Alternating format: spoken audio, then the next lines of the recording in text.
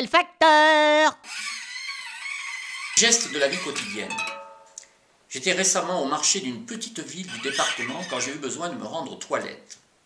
Je me suis donc rendu aux toilettes publiques de la dite localité, située au pied de la mairie, qui était à quelques mètres. Chez les hommes, puisque je suis un homme, une odeur d'urine épouvantable m'a pris à la gorge et un choix cornélien s'est tout de suite imposé à moi.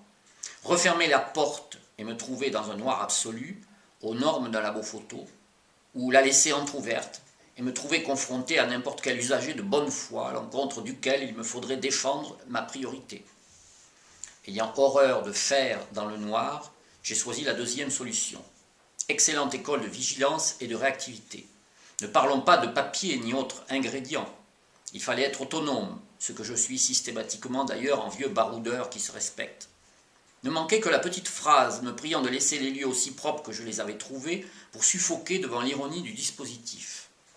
Reste à se demander comment une installation aussi infecte peut exister dans une région se proclamant touristique. Sans parler des usagers locaux du marché, clients et commerçants, et des passants ordinaires, quel est le message fort adressé ainsi aux touristes ? Il est clair que l'on se sent parfaitement rejeté, que l'injonction à quitter une ville aussi sale est claire et puissante. Les esprits forts diront sans doute que le touriste doit avoir de l'argent et aller dans un café. Il devra souvent y commander une consommation de plus d'1 € qu'il ne boira peut-être pas, ce qui constitue en fait un exemple des plus basiques de la vente liée, normalement interdite par la loi. Situation équivoque, à 1000 lieues de la simple notion d'accueil. Dans les années 80, en Belgique, un consensus général permettait d'aller aux toilettes dans n'importe quel établissement. Pas de permission à demander ni de temps à perdre à discuter. Il suffisait, en passant près du comptoir, de déposer dessus une pièce de 5 francs belges, ce qui représenterait actuellement environ 10 centimes d'euros. Et personne ne vous reprochait ensuite de vouloir satisfaire votre envie naturelle ailleurs que sur la voie publique.